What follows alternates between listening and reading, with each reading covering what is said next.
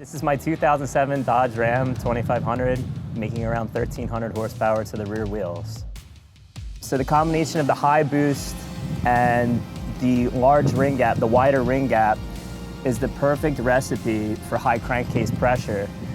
So when we ran into that issue, I approached Mishimoto, and they informed me that they had a developmental catch can system that they were willing to let me try out. It turned out to be the perfect solution for our problem. We have no issues with crankcase ventilation, oil spewing anymore. Everything worked out perfectly.